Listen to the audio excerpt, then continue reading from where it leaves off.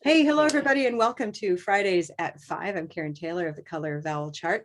We come together every Friday as teachers for tips on teaching, teaching with tech, and teaching online, which is teaching with tech. And today our topic is making the most of your textbook. It's a little bit of a taster, an activator for a workshop we'll be offering next month by Shirley Thompson. And so I'm going to have Shirley introduce herself. We're just going to go around the room and see who's here. And if you have just 30 seconds or so, focusing on your use of textbooks. What are you using? Are you doing much in the way of modifications, or are you looking for ideas? And we'll just let's keep it super short. So if I do this, it means we're ready to move on. That's pretty crude, right? Stop. I'll do this and then I'll do that. Okay. Go, Shirley. Hi, I'm Shirley. I'm the co-author of the Color Vowel Chart with Karen. I live in DC. I am not currently teaching with a textbook at all right now. I'm semi-retired, but I am teaching the course in how to adapt your textbook and make it colorize your textbook, which is next month. So if you know of anybody who's interested, I would love to have you. Anna? Hi, I'm Anna, and I'm not teaching right now either because of COVID. I'm just tutoring, and I'm just here because I am the nemesis for Karen and Shirley and Robin. Nemesis? For years. Not how I would describe you. Exactly. That was the last word I expected. That would be the cheerleader and just the great question asker. Excellent. Thank you. Name somebody too. I don't use textbooks. I don't like them at all, and I just I use them. I have looked at them to kind of get an idea of what kinds of things people think are important, and usually it's not relevant to the students I have, so I just hate having them pay all that money and then I don't use the book at all. So I usually make up my own lessons. So you're post textbook. Mm-hmm. Thanks, Anna. Can you name someone else in the room, please? And you're adult ed, Anna, right? Adult ed, yeah. I mean, although now I'm also teaching at a high school, ninth grade English. Actually, they're more advanced in some ways than the adult learners that I have at the university. Great. Skip? Thanks. Oh, okay. I like to adapt textbooks before, so I would be interested in that class. Right now, though, I'm teaching Night by Elie Wiesel to ESOL 1 learners. Wow. Yeah, it's fun. So I'm trying to make it less painful for them. But yeah, that's basically what I'm doing. And I will be moving to a new high school next week. Yeah, so, and yeah, and my name is Goal. It used to be German. I heard it was like Gull. Yeah, but now everybody says Goal because it's G-O-L-E. Yeah. Yeah, that feels right for my English speaking mouth. Exactly, yeah. Thanks, Skip. Name somebody else, please. There we go. Hey. Now. Yeah. Me? Hello now. Okay. And welcome, Suzanne. Hello. So I'm Now, and I'm English tutor in Japan.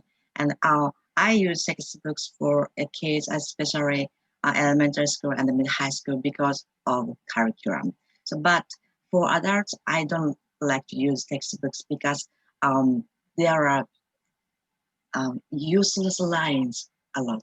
So how do you use this line for daily life in Japan or something like that? So, and I pick some questions and change the word for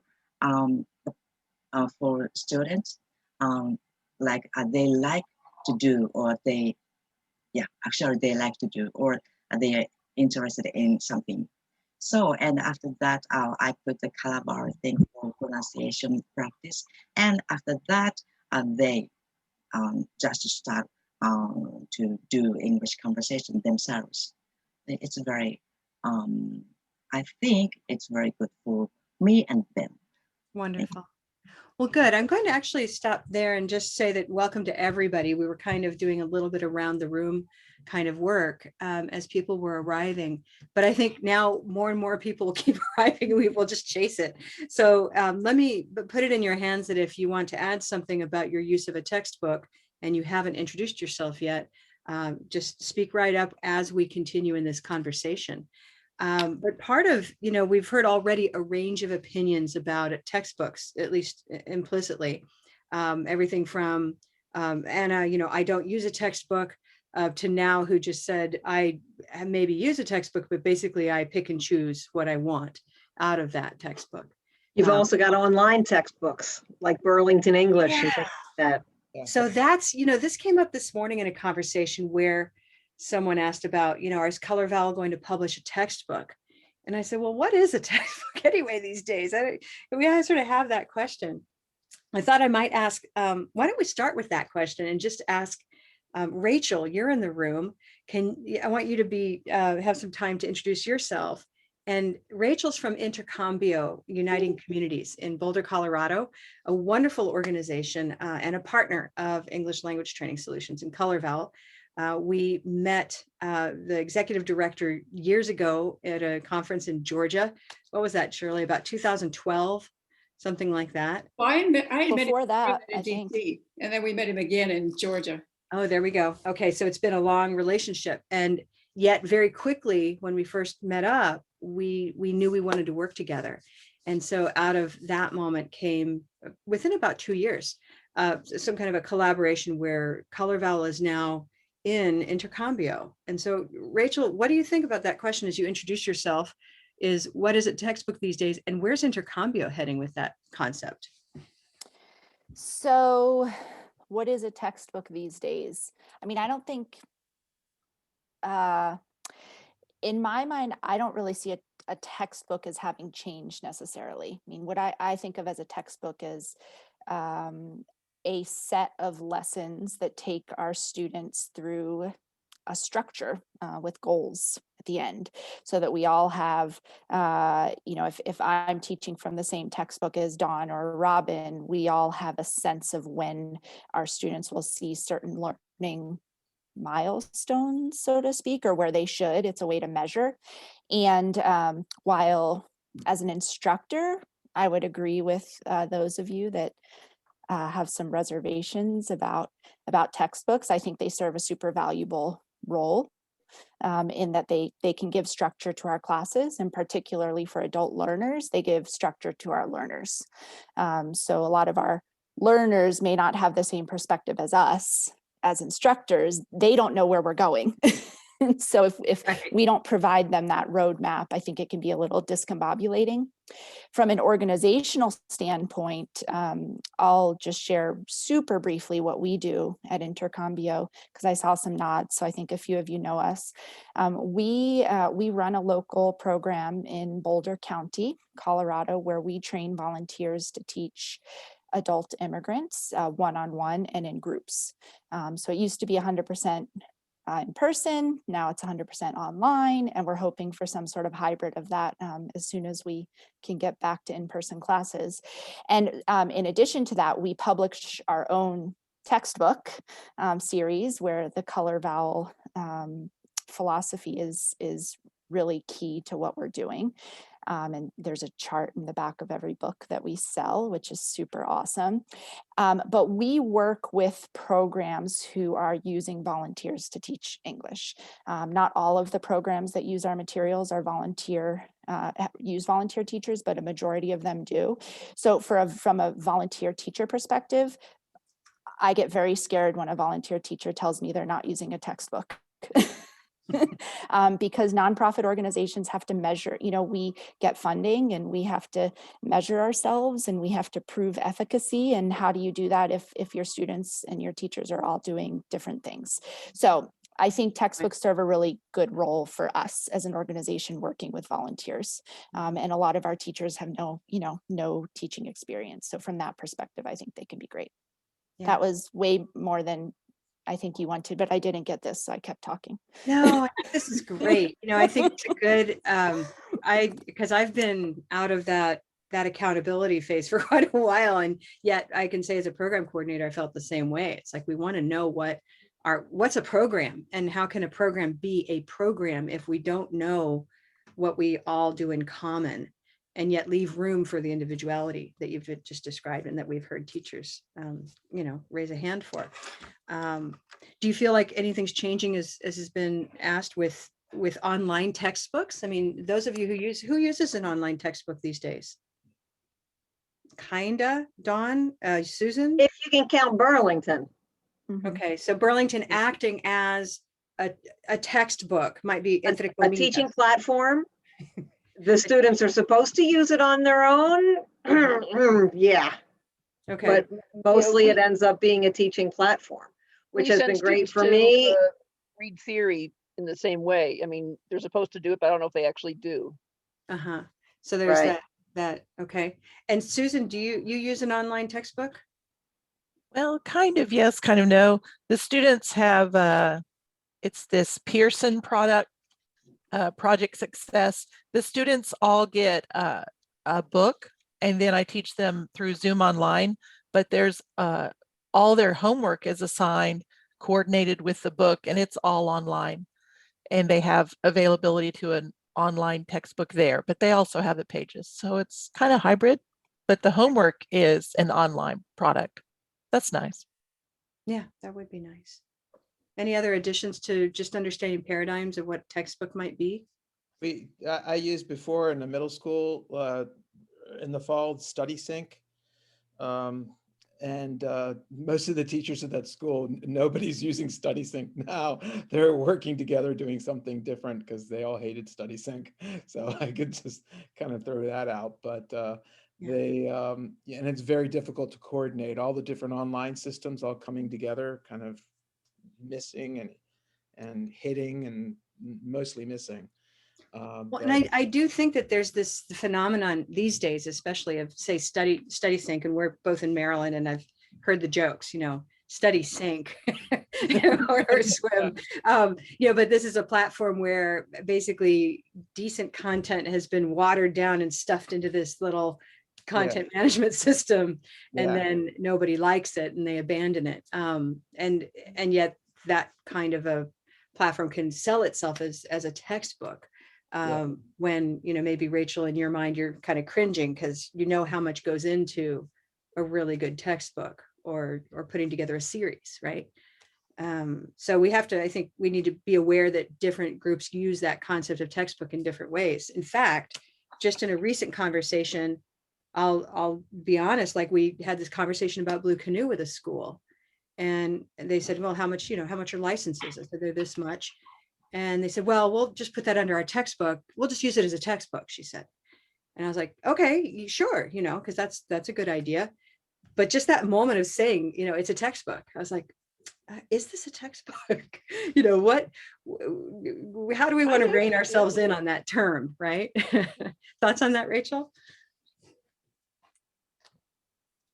Yeah, well, I just put a little note in. I mean, I think another, in my mind, I think of a textbook as something that I can actually reference. And while I can reference Blue Canoe, it's different, there's not a table of contents per se where I can easily go back and see what I did. And, at least for adult learners and the community-based ESL that I am familiar with, I think that's invaluable. That there's some record of work where a student can say, oh my gosh, or the teacher can say, we've gotten through this much work. Yeah. It can be so motivating. So in my mind, I think that's what a textbook is, like a something I can hold. Even, Burlington English, I think is kind of, it's a learning series. I don't know if I would call it a textbook. I don't think that necessarily makes it less powerful depending on the learner. It's just that holding that I think is so valuable. So for you, it's really that still kind of the paper. Yeah. Well, one thing I want to transition and talk about Intercombio with you a little bit, and I think folks will be interested. Several years ago, I just remember doing an interview with Lee Shanis of Intercombio and talking about the textbook. what I was fascinated by as a program director was that these textbooks are very, and still are, very affordable. They have a very, very convenient price point for an adult ed program. And this is for adult ed, just to be clear. But part of them being affordable is that they come and they are staple bound, and, they are printed on newspaper print, I think, or something like that. Well, they're a little different now, but still doesn't feel like, yeah, it doesn't feel like what you'd be used to. exactly. And what I found, the big advantage, well, first of all, it inspired Shirley and me. Our book to this day is staple bound, and I'm proud of that. I like it for a lot of reasons, including the environment. Just that when you do need to recycle something, it's not like this rigid thing that's going to tear up the combines. But in terms of the students, the reason I love this, and my joke was, I love these books because by the end of the semester, they're falling apart. And Lee was like, what do you mean? That sounds like an insult. And what I meant by that, though, is because it was printed on real paper with texture, our adult ed students, for the first time in their lives learning, felt comfortable writing in these things. They weren't shiny pages. This was not, when I pull out some of the desk copies I've received from somewhere, they're shiny. You can kind of see the shininess. And students don't want to write on that. So I thought that was just an interesting piece there. But then the other interesting piece was knowing that you all took the idea of ColorVal and decided, let's take it right in there. And so if you could you summarize for the audience, what you did, and then how has that increased the value of your textbook series, if we're talking about bringing a textbook to life in terms of the spoken word? Yeah, so I mean, our program is, we say that, we're using English as a means to an end. So our goal as an organization is to provide people with the opportunity to connect. And you don't connect if you can't communicate, and you don't communicate if you don't have a common language. And so English is that common language for us. And, people can't communicate effectively if they aren't understanding what each other are saying. And so, we have a lot of students that come in and say, I want to learn pronunciation, and a lot of teachers that tell us, my student wants to learn pronunciation, but what does that mean? And so to us, the ColorVal methodology is just so, it's no brainer, because you don't have to know pronunciation to be able to teach it. And, I use it in our system when there's a last name that I'm worried I'm going to forget. And then I type in color voucher. If I'm not sure if it's Anna or Anna, I label the name in our system. It's just an easy way to get people to be understood. So for us, it just felt kind of obvious and simple to integrate that methodology into our materials. It's something that, you don't become an expert on it overnight, but you can learn it overnight. And so that was really important to us, that we don't need our teachers to be experts right off the bat, but we need them to feel confident that they can do what we're asking them to do, and that we want our students to feel like what we're asking them to do is approachable. And so that's what it is for us. And that's why we integrate it. And it just gives it so much value. I mean, a lot of programs tell us that, the ColorVal chart isn't the only pronunciation information that we include in our textbooks, but we have a lot of programs that use our books because of the pronunciation that we include, the exercises that we include. Yeah, I see that Liz and I think Naidu both label students' names. Yeah. You're like, yes, I do exactly. that too. Shirley, we were back there together when we started talking with Lee. I'd like to, if you can kind of recall with me that early phase, because we had two big phases with Intercambio of, let's call it, annotating or otherwise enhancing the textbook series. And so that first time around, remember what it involved? We were kind of meeting for weeks at your kitchen table. I just remember coding all of the words for each chapter and putting them in the back. So there wasn't anything at that point, there was nothing integrated into the textbook, but we took all of the words for, I think you call it day one rather than lesson one, but for the first lesson, and we would have them in the back of the book in the order that they appeared in the lesson. And for each one, we would underline the stressed vowel and color code it. so the students could refer to it. But I don't think we had, did we have a chart in the back? I think, yeah, we had a chart in the back. Yeah. And we yeah. had the lesson by lesson. Wasn't that it? And Yeah. also, yeah, and then also the, can't remember what it's called, the grid.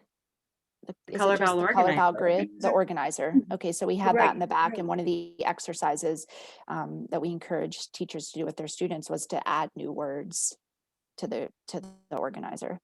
That's right. In fact, I'm on the website right now. I wanted to pull it up for folks. And maybe you'll find a better way to pull this up, Rachel. Are you Uh, just looking to see a book? Because I can yeah, pull that up. yeah. to sort Yeah, of let me show give you, people. I don't know if I You can take a send you moment to look for that while we chat about it. Okay. But for those of you in the room that, you've heard these stories where if we talk about accent variation, like the day that I realized that Shirley says flag with a gray day vowel was Flag. because of Intercambio. It was that particular book series and all the work we were doing to create the glossary in the back that we had to sit with each other and proof each other's work. And I was like, oh, I found an error. Yeah. And she's like, Oh, no, no, wait, I what? see. That's not an error. Yeah. So a lot of that came up and we really became much more aware of the whole Olive Auburn issue and the back vowel variation that goes on there. But most interesting about that process was redefining or reshaping what a glossary is. Yeah. Yeah. That's what Right? I like about it a lot. Yeah. I mean, I can remember, I was very interested in teaching pronunciation early on. And I can remember getting my students to, I would spend hours making up these charts like, okay, the Oxford Learner's Dictionary does pronunciation this way, but in your textbook, it's this way. And you're having these different forms of IPA. And I would spend all this time trying to make it accessible to students. And they never paid any attention to it anyway, as far as I could tell. I think it was just frustrating to them. So, I had an entire unit dedicated, and this was for a pronunciation course, but a whole unit or a day dedicated to here's the IPA used in this textbook. Let's compare it.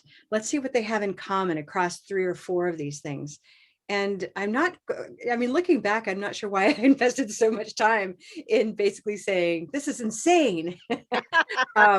But maybe it was my segue to like, let's just wipe that aside. Although I think back then I still used IPA, but then I'd kind of come to the chart and say, let's just have this as a common touchstone. So yeah, so I know that Rachel, you have something to show us. Can we see that? Yeah. All right, so I'm just I'll pull up. So this is the series, Nice. Confidence and Connections. Can you see it? Yeah. Yes. Okay. Very well. So we have, this isn't the best view of it because it's a digital copy, but so we have the color vowel chart right in the front. Oh, that's And- nice. We haven't seen this latest version. We're so excited to see. Yeah, and I sent Yeah, it, this is mailing I it. put really good. them, I put it on the mailing list yesterday, so hopefully it might have even gone out today. Yeah, it used to be in the back of the book, so now it's in the Yep, front. it used to be in the back, so we still have the Oh, organizer, there it is. Okay. Yeah. Cool. and then we still have all the coding. Good. So is there a way to zoom in on that a little bit? Yeah, I want people to see, because this is where it starts to get to, this is not just a session, about Intercambio, but Intercambio has been a pioneer mhm, in saying, look, why don't we just take these, yeah, how many learners they're in a given unit, like unit 1 or lesson 1. mhm, Yeah. mhm. And so the words of that class show up alphabetically within that class. Yep. And then you get to lesson 2 and you start over again. And it mhm. kind of breaks it up into smaller chunks. And then as you can see, Yeah, tell me why don't when you to- walk us through? Well, no, I love what you're doing. I just want to show you, what it actually looks like in the lesson. Uh-huh. The problem is, I don't know if I'm not gonna spend too much time looking for it. But yeah, well, here you go. The first one I pulled up is a Oh, color vowel nice. one. Look at that. Red pepper. Yeah. So we have pronunciation in every lesson right after the vocabulary, and there's some sort of activity. It's not always about color vowel, but it often is. Mhm. And so here's an example of that. So it's not like a superfluous exercise. It's totally integrated into the day. Yeah, I think for the first few, the earlier edition, it was, let's put the glossary in the back, let's give Yeah. them the chart, we'll train them enough, and then they'll make the adaptations. But Yep. here's an example of a later edition where now you have an actual activity that ties into Color Val. Yeah.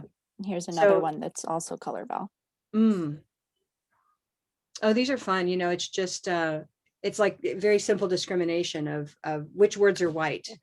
Yeah. And this is a level 1 book, so it's not the lowest level, but it's what most of our students start at. Mhm. So And I they're have a listening. question, Rachel. Yeah. Yeah. Do you find that the students will actually start asking questions, like if they say to their teacher, what color is children or what color is child? Will they begin to use that? It depends on the teacher. Some teachers are absolutely love this methodology, and then the students of those teachers, yes, absolutely. But other teachers, are just not as, I think they're a little bit nervous that they're going to get the colors wrong, and so they don't use it as much as we encourage them to, and so those students tend not to ask in that way. But the students of the teachers that are really super energized and engaged by this, yeah, totally. Mhm. And our staff does too. Could I add something too, just from the teacher's perspective? I used, I didn't have anything like this with it right in the book. So I took sorry, the sun's just really strong here now, but I had, it's like, who is that guy? But I took Touchstone, this book, and we had 12 chapters, no way you could get through it. So I just told the students to buy the 6-chapter book, so it would cut down on costs, right? But then, and I could also adapt and go into Color Val stuff, but sometimes they'd be like, what are you doing? This isn't in the book. I mean, so having that in the book just gives you so much support when Yeah. you're teaching students. It really Gives you helps the legitimacy, teacher yeah. tremendously, because otherwise they're like, what are you doing? You don't know anything. You're doing this color thing, or, if they don't know at the very beginning, you have to kind of sell it a little bit, and it Yeah. doesn't take much, but sometimes with some students, they're just not having it, It's Well, true. and this is, you've really touched on something I've been visiting lately is, so for years, people would ask Shirley and me, when are you going to create a Color Val textbook? And my answer was always this kind of quippy, smart aleck answer. I'd say, we don't want to be a textbook. We want to be in textbooks. And I kind of still, I very much wish that could be the case, except, first of all, it's not easy to convince lots of textbooks to do this. And yet at the same time, there's a certain validation when it isn't a textbook, like you're saying, Skip. And, we've focused for so many years on just saying to teachers, we're training you so you can adapt your textbook, you can adapt your lessons, that curriculum, to be more sound friendly, more pronunciation and speaking friendly. But at the same time, we're missing, or we need to establish the validity of, especially for volunteers, who, again, you're trying to get everybody to do more or less something the same thing. So it's just been kind of this little point of contention in my head. And the nice thing too with Touchstone, the one nice thing was that it used the corpus. So they would say things like wanna and what you're gonna do. They would actually use real language with reductions and et cetera. So that was the one nice thing. But yeah, they didn't have the Color Val in there, so I'd have to mix it in. And 6 chapters was plenty. And over that was September, October, November. I mean, that's a lot to go through, actually. Well, But- one advantage of being, a Color Val teacher and putting that into your textbook is that then you choose the markups. It's going to match you. Rachel, you over the years, a lot about accent variation now, don't you? Yes. Because mentioned the pin and pen Intercontinental already. has to do markups that represent the whole range Yeah. of volunteers from the whole country, Yeah. right? Yeah, So I how does that show up in never the understood the glossary? orange. Well, I never understood orange. I'm still a little confused about orange. Don't worry, Rachel. I don't use those either. So I just ignore it. Yeah, I mean, I think what's really advantageous about how we talk about just all of this and accent variation is that, you know, we're not professional teachers either. You know, we have this 20 plus year experience of doing it, but we can really market ourselves to other volunteers because, I don't have a TESOL master's degree either. And so I know how it looks in practice, but I don't know the technical skills where there's definitely that is needed for sure in a certain area, but it's not needed in what we are doing. We're working with church organizations and organizations that have people that are just excited to give of their time. So, and I'm super sorry, but I have to step out because I have to switch over to mom Sure, duties. absolutely. But We're thank so you glad so to much have for you. Great having you me. came. Thank you It for was coming. good Thanks to for coming. see some Come again. followers. Yeah, bring Lee with you. Come and party with us. Okay. All right, will do. All right. Happy Friday, everyone. Take care. So it was great though, having through the years working with Rachel and those folks, she undersells, the amount of expertise they've developed over time, which is how do you bring, they do something phenomenal in Boulder, which is they bring together a huge community of volunteers who are themselves native and non-native speaking volunteers who get matched with immigrants in the community. And they don't just share one way. It truly is intercambio. And I just thought I'd add this to the piece. I 'cause did not it's realize fascinating. that. Yeah. They have the language exchange, right, of volunteers teaching English, but then Lee runs these phenomenal events. I've been out there of cultural exchange, having a huge fiesta every year with music and food, and everybody helps run it from every side you can try to identify. So the whole community runs it. He runs Zumba classes out of the, right out of the school that I went to one night, and all kinds of people come. And so it's truly creating a community fabric. And so it's just worth knowing about. If you are in a community where you see opportunities for that, it's worth learning more about what they're doing in Boulder. Karen, Liz asks in the chat, does intercambio mean something in English? Oh, thank you. Exchange? Intercambio, yeah, is interchange or exchange. So cambio is change, and inter, of course, is just the same as in English. And so it's that idea of helping one another in both directions. Yeah, yeah. Good. So, well, with that idea, this is just an open topic today, but surely when you start thinking about this workshop you're going to be leading, what kinds of ideas you're coming up with? And I'd like to hear from others about what they do that we might want to share in that workshop.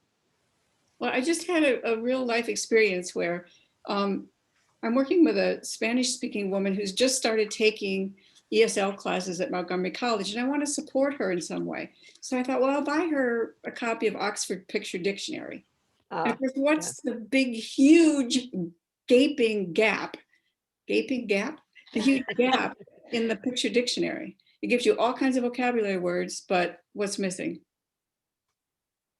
Pronunciation.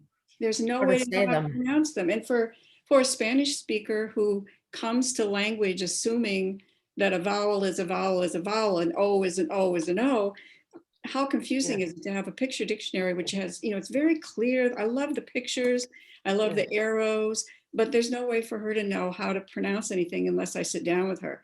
And I think what I'm going to do is tell her, choose something that you want to work on, and then we'll color code it together and just write it in the book. So that's my idea. If anybody has it, but if anybody has any other ideas for things that you do with your textbooks, or let's say with your lessons, how do you take your lessons and yeah, my students love the Oxford Picture Dictionary, but I don't have them write in it because we only have like a few per classroom, so they don't have their own personal one. But you're absolutely right. What I do, I use it for an adjunct to a lesson I'm already teaching, because what does this thing we've learned the name of, what does it look like, this fruit or something like that, rather than actually doing the lessons that are in the book.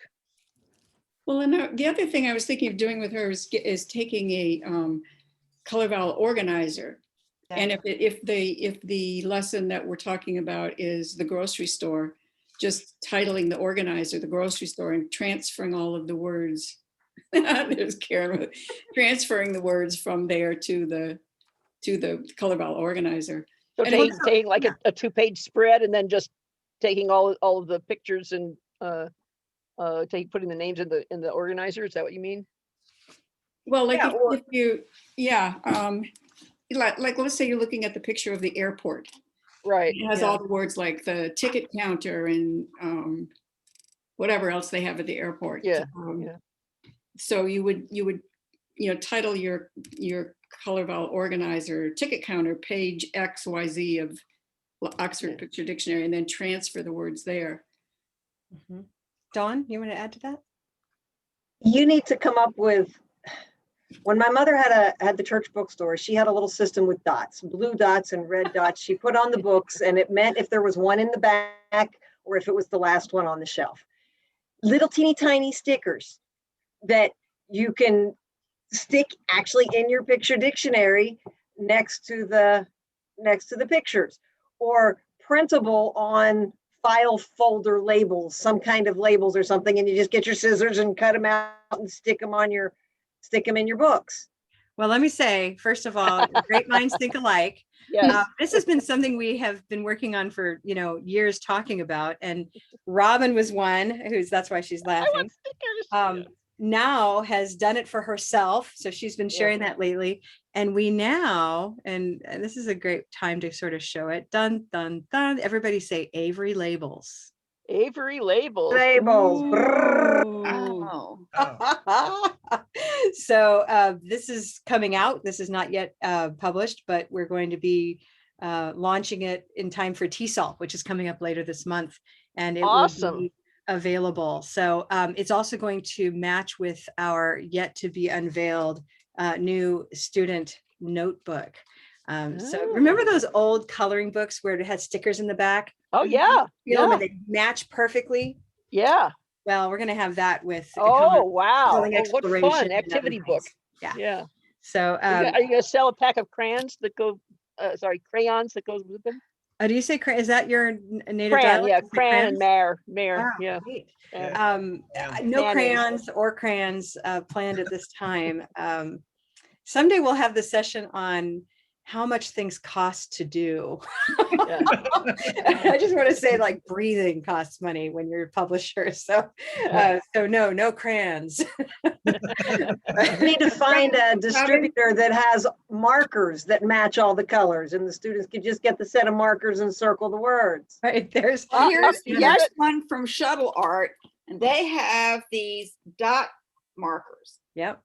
Okay, and so I got the 14 colors, and I have another one here I haven't looked at, but I looked to see how many colors on the color val chart I could get so the kid could just like put a dot Yeah. just Yeah. with the color. I mean, it's the stickers are better because it has the icon, but Yeah. the stuff is out there. Yeah. And this is like this Shuttle Art is, I think, a small organization that is trying to be, relevant. What other color did you need to add? Do they have like highlighting? Jennifer's going to talk about crayons. Different colors? That would be kind of cool. If you go to my Color Val community, I posted a long time ago. I think it's still there. If you go into the files or I can't remember what they call it, but you can go to Crayola's website and you can create your own packs of crayons. And I have matched the names of the Crayola color so that you can create your own pack of Here we go. Color Val crayons. So if you're here in the community, people, anybody who's level 1 trained and certified has access to the community. Anybody with the book, That's through Teacher Starter Kit or anything more than that can access the community. And I say that for the folks who, are new to us or anyone watching the recording. But here under files, ta-da, it's been a while since we've been in here, but down here, ta-da, is that file. I don't know quite where it went. Here we go. See more. Cool. And there it is.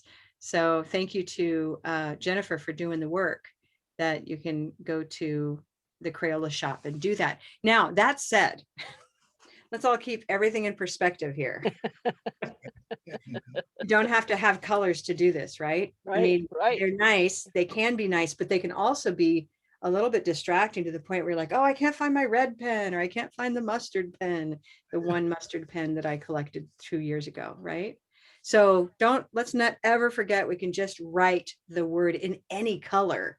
And I mean, I just always love going back to those early posters we collected at Right. All Souls, the church that Shirley ran. You want to tell them about that, and I'll pull that picture up. Well, we have some great pictures of, I think, you know, in some of the classes, the teachers, they were doing wall charts with every color, and they started off, and some of them were trying to do like all the green words were in green. And then you look, and as the semester goes on, it's like whatever color, and realizing that it really doesn't matter, because what matters is the sound that they're hearing. Look Yeah. at Karen's cat. It's that time of day. She just has to do this apparently. So I apologize for the cat. No, but no, here's it's, that it's, poster. it's a feature. It's not a bug, it's a feature. That's right. Yeah. So I mean, it was just a really wonderful example that Thanks, Jennifer. it's an old picture. Thank you, Jennifer. Of yes, color can be enhancing, but it's not Police necessary. station in red for green team. Yeah, why not? Right. Meaning we were thrilled to see that the volunteers were grabbing whatever pen was available, and not, you know, where's that pen? Where's the right color? Or God forbid you get to like white, you know, or wooden, you know, what are you going to do for that? So it's just a great reminder that we've found time and again that learners' brains do not have a problem thinking about the color you see and separating that from the color you hear. Right? That's pretty powerful stuff, neat stuff. So back to textbooks. What are you all doing? What kinds of things are you doing to your textbooks? I don't have a textbook right now. I was teaching both conversation and also a grammar class that didn't have a textbook. But for my conversation class, we use a newspaper. And we pull vocabulary out of that based on how we're using it and the questions I'm getting from the students. And in the beginning of every class, we review both meaning and color of the set of words that we decided we wanted to focus on from the previous class. So what I'd like to start doing, even though I don't have my own set classroom, is kind of keeping a record of that, so that even the students who aren't good and writing it down in their own grid would be able to refer back to it. So we keep revisiting those words so that it sort of comes back to them, and we color pretty much everything that we focus on. So my students are really familiar with the vowel chart. And so if I'm hearing you, it's, you know, the organizer becomes the one place where everything goes, whereas the textbook concept is ever shifting and Yeah. ephemeral. Yes. It's very nice. That's part of where the notebook idea came up, Yeah. came from, is wanting to provide, it's sort of like you said, Skip, if you make it a thing, or if you make it official, then it gives you with more license than just seeming like you're telling your students, hey, let's use these colors. It might seem a bit more Yeah, official, right? exactly. Because there are other teachers that are doing things like, you know, it's like all nouns are red and all verbs are blue, right? And you're like, oh no, not some more colors. You know, I mean, you Yeah. never know what's going on. So it's really the category, putting Yeah. categories and setting them up. That's Yeah. that's the thing. And this is like, I always explained it at the beginning a long while ago, that it's like it's a mnemonic, you know, it's a visual mnemonic, you know, and you can, here are the categories. And this is a picture actually of your mouth later on. I'd say Yeah. this shows where your mouth is, you know, where the vowels are inside your mouth. Yeah. So, and then, Yeah, you so know, having that's why, nouns be you know- red has no meaning whatsoever. I mean, a noun Yeah. should be brown, if anything, right? Or, you know, I mean, it doesn't have any connection with the color itself. You know. Although we Yeah. have that idea, like the verbs are green because they're, you know, they're action oriented. That often is the case, like in Montessori. the Oh yeah, verbs are green. yeah, and- green for go. Yeah. Yeah. Green for go. And I or think something. Cuisinart people too also often use Because, green yeah, in that coding. People with But- synesthesia. Well, no, you're right, Skip, because what we wind up with, well, my students wind up with whole tattered notebooks of various color vowel organizers that we've used for different lessons, but they're all kind of, you know, folded or mixed together. And so, Karen, you're saying there's a notebook idea that you have? Yeah, will we're help us getting it ready organize it better? for getting it ready for TESOL. It's basically a place where students can collect their words and have space for that. And then each section, say the green section, is followed by the green spelling exploration worksheets. So they can do Yeah. all that work right there in the notebook. And we're devising it for our first audience will be, say, you know, the idea that the school will print it or the teacher will print it. So it'll be a printable PDF. And of course, we know you can always make it a digital thing with a spreadsheet and so forth, but we're really trying to reach that idea of middle school, high school, adult ed, community college. So that'll be the first iteration. It's coming Yeah, up. what I've tried every year is to give my students a little notebook that has a loose leaf notebook that they can put vocabulary words on, and then dividers by color, and you know that lasts maybe 3 weeks, and then Exactly. they don't do that Exactly. So anymore. this is tabbed. I mean, it has the image. If you flip through the book, the image moves down kind of like the little index, all the way through the 15, 16 categories and so forth. Yeah, it's kind of like, you know, the you go to a presentation like, you know, how to create Google Slides, and it's like really amazing. You're like, whoa, look at that. It's zooming in and out and doing all kinds of things. And, you know, it's too much for you to figure out on your own, for me at least. I'm not going to spend all that amount of time, and it's not that big of a deal. Yeah.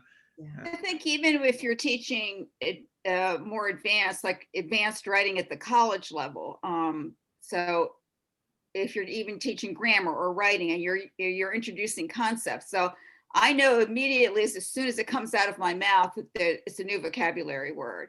So if you take the time, and I usually do now, I take the time to teach the system. And then I say, oh, coordination, we're talking about coordination and subordination. And then I color coded it immediately. And that's where I've gotten the anecdotal information that it's amazing to me. All I have to do is tell them, here's the stress symbol, here's the color, and like they get it, like they can pronounce it, you know. And then they hear me using it over and over. I don't have to talk baby talk. I can talk regular, you know, use all the terminology. I usually put it, so since we've been on Zoom, it's really easy to put it on that digital color vowel organizer, and it goes right on the learning management system. So they have it collected there, and it's colored all the time. So now they're getting all of and at the high school, the literary devices, which I can't pronounce most of them either when I look at them. And now I can go to the color vowel chart and know how to pronounce all those Greek words. Synecdoche, yeah. Yeah. Do you use the Blue Canoe dictionary when you're not sure yourself?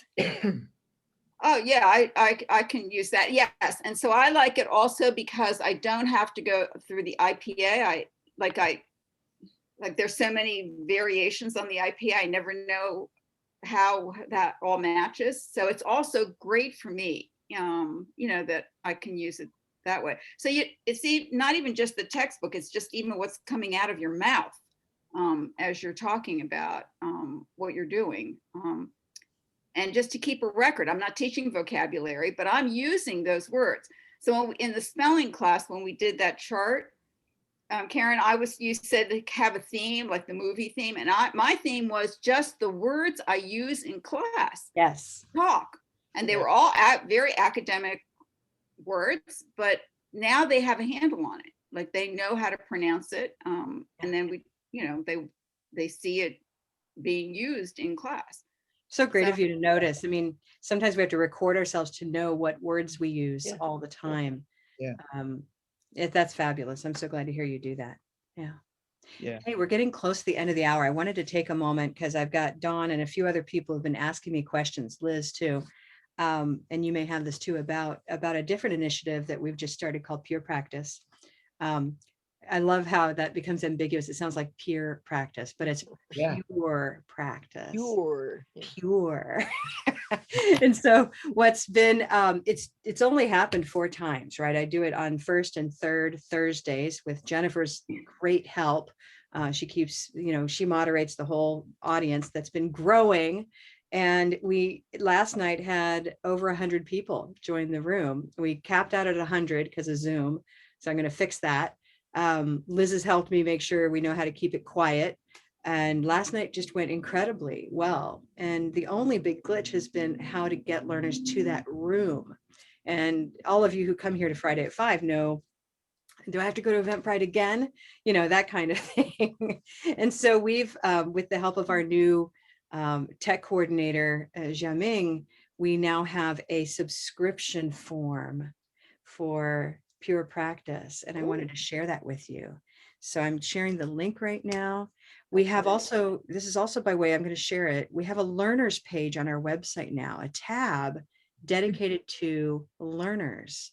So if you haven't seen that before, you can visit. It summarizes a bit of what we have available to them. And then at the very top of the page is Pure Practice. I'm about to show you this wonderful video that now helped me help make possible, where we model what really happens. But right below that is now the form to subscribe, and you should use it too. Meaning when you get down here, you'll be able to choose that I am an English teacher, an English learner, or I'm both, right? You can get both. And that will help us target, who gets what kinds of emails. So that's just there for you to know. So I encourage you to sign up now if you would like to attend future sessions, because what we'll do is we'll send an email out 24 hours in advance and say, hey, this week's Pure Practice is ready to go. Join us tomorrow, and we'll have, the link right there. Okay. So that's just something. If you haven't attended Pure Practice, or even if you have, it's impossible to know what people are really doing on their side, right? Because we're just watching them through the window. So I asked now to record herself from the side, and then she went a step further and recorded herself from above as well. And she sent me all that footage. So I thought we could finish up today's session and see what that looks like. You interested in seeing? Oh, yeah. Oh, yeah. Thank you. So here we go to watch what this looks like.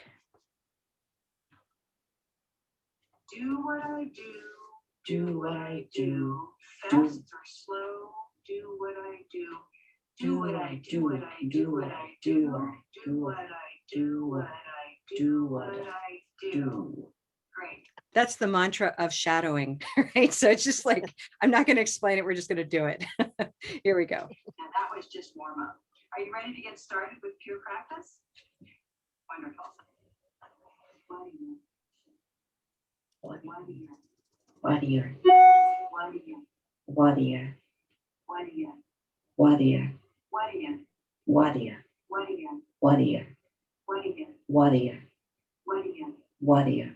What do you want? What do you want? What do you want? What do you want? What do you want? What do you want? What do you want? What do you want?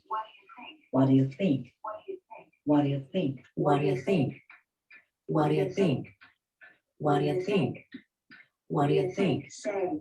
What do you say? What do you say? What do you say? What do you say? What do you want to do? What do you want to do? What do you want to do? What do you want to do? Your turn. What do you want to do? What do you want to do? What do you want to do? What do you want to do? What do you want to do? What do you want to do? What do you want to do today? What do you want to do? What do you want to do today? What do you want to do? What do you want to do today? What do you want to do? What do you? What do you? What do you? What do you? So that is it. That's what we do. Awesome. Yeah, so it's been really fun. I mean, I thank you to Now. She sent me many clips of different chants that we've done, and it just gives us a real window on what it's doing. It's been very exciting. We've gotten very positive feedback from people. Anything to add there, Liz? Yeah, that's great to have that video clip, because I've been telling my clients about it and they're like, one of them today said, so they were practicing difficult phrases. And I was like, no, they're not even difficult. They're just, it's just practicing how to say easy things smoothly, naturally. And she was like, oh, okay. And I was like, you just have to go do it, Well, this is it. I mean, you can imagine, like, if anybody should understand what I'm doing, it would be my own husband. So I've been telling him about this stuff. We've been doing it. And it was only last night after I posted the video that I said, look at what this thing is. So I showed him the video that you just saw. And he was like, oh, So before that, he said, what do you mean? You don't correct anybody? I said, no, we can't even hear them. I don't even hear them. I said, he said, what do you mean? How can you teach them if you can't hear them and you're not correcting them? And I thought that's a pretty good point. But I said, we're beyond that. We're doing this other thing that is a different dimension. Yeah, it is. It's not sufficient by itself. It's just a missing component. It's added practice. So, but the fascinating part has just been, boy, we got to look at all these windows last night. There's a multi-generational window in the Zoom, view, where you can see these, like, an oldish person and a medium person and a young person. There's like this 10-year-old girl that comes every week. Wow. And she just, and we did a bit of a scavenger. I was influenced by Liz for my chant on this is a pen, this is a book, this is a phone. I had them go and find those objects before we started. So they were juggling, all these things in the window. It was fantastic. So we're having a lot of fun. I think we're heading. Did you see the little boy with his mom sitting on the bed? He was trying to mimic and do things too. I mean, I would like to say, even though you can't hear them and it doesn't matter if they're like doing it perfectly or not, the fact that it is live, it makes a difference. It's not just some recording that they're playing along to, Yeah. So we're going to head toward a YouTube channel for people who, for example, if it gets glitchy, they want to review those things. But I think the live piece, especially still during pandemic, is super powerful. And you're connecting and you're responding to them. Yeah. That's important. They're being seen. That's important. They're not even being heard. They're there, Well, a lot of it, I was just thinking it's pretty much like music, and describing music. You're like, someone never heard jazz. It says, well, hear this. It's called jazz. Listen to it, and it's like, well, I don't know. What's that? Or, like DC has this local go-go music. It's like, listen to this. And it never stops. It just keeps on. Boom, boom, boom, boom.